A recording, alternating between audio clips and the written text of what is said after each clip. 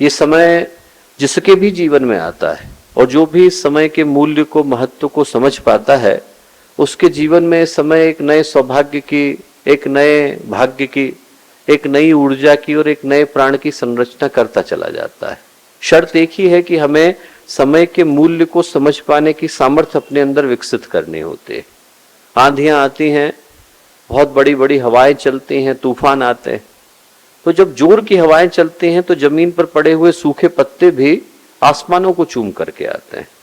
पर चूम वही पाते हैं जो आंधियों के आगे अपने आप को हवाला कर देने की सामर्थ्य अपने अंदर सुरक्षित रखते हैं। जिसने अपने आप को हवाले कर दिया, उसको आंधियां उठा करके ले जाती है, आसमान की सैर करा करके आती है। ये जो समय है, ये भी दोस्तों साधना की दृष्टि से देखें तो एक आध्यात्मिक आंधी का समय है। जो इस समय के मूल्य को, महत्व को समझ पाता है, उसको गुरुदेव की आंधी, आदिशक्ति माँ गायत्री की आंधी अध्यात्म के शिखर पर, हिमालय के शिखर पर ले जाकर के प्रतिष्ठित कर देती है। पर उस स्थान को पहुंचने से पहले, उस शिखर को छूने से पहले व्यक्ति को समय का मूल्य समझना अनिवार्य हो जाता है। यदि आप इतिहास के पृष्ठों को खगाल करके देखें तो ऐसे न जाने कितने महान व्यक्तित्व हुए जिनके जीवन में आंधी आई और उनके जीवन को सदा के लिए बदल करके चली गई। राम बोला थे, अपने घर से निकले और घर से निकले तो उनके मन में पत्नी से मिलने की बड़ी ही आकुलता थी। कामांध होकर, प्रेम में पड़कर ये भूल गए कि चातुर्मास का समय है, बाढ़ आई हुई है, बाढ़ के पानी में कूद गए। मुर्दे का सहारा लेकर जैसे तैसे उस पार को पहुंचे, गिरते पड़ते। हम लोग जरा सोच करके देखें कि यदि हम बिल्कुल उन्हीं परिस्थितियों में हो तो हमारे मन की मनस्थिति क्या होगी। गिरते पड़ते जैसे तैसे अपने पत्नी के घर को पहुंचे। अंधेरे का समय था, बाढ़ का पानी आया हुआ था, मुर्दे का सहारा लेकर के पहुंचे थे। पत्नी का जो कमरा था वो दूसरी मंजिल पर था।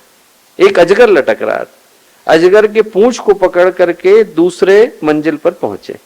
और जब पत्नी ने अपने पति की स्थिति देखी तो उनके मुंह से निकला, अस्थि चर्ममय देहमम तामे ऐसी प्रीति। हाड़ मांस का ये शरीर है, उसके प्रति इतना प्रेम लेकर के बैठे हो। अस्थि चर्ममय देहमम तामे ऐसी प्रीति, ऐसी जो श्री राम में हो जाती भवभीति। इतना ही यदि भगवान के लिए प्रेम किया होता तो भव सागर को पार कर गए होते। उस समय राम बोला के सामने एक विकल्प आया। एक विकल्प तो ये था कि पत्नी से लड़ते, कहते कि मैं इतना कष्ट उठा करके आया हूं और आप मुझे ताने दे रही। एक विकल्प तो ये था, और एक विकल्प ये था कि उन्होंने तुरंत सोचा कि हमारी पत्नी हमसे कह क्या रही है। ये कह रही है कि भगवान के प्रति इसी अनुराग को विकसित किया होता तो आप भव सागर को पार कर गए होते। बस राम बोला के जीवन में आंधी आई और उनको गोस्वामी तुलसीदास बना करके गए। घटना छोटी सी थी। व्यक्ति के जीवन में इसी तरीके से आंधियां आती हैं और व्यक्ति को सदा के लिए बदल करके जाती हैं। हमारे YouTube चैनल शांति कुंज वीडियो गायत्री परिवार को सब्सक्राइब करें एवं बेल आइकन जरूर दबाएं ताकि गायत्री परिवार की विभिन्न गतिविधियों की जानकारी आपको मिलती रहे।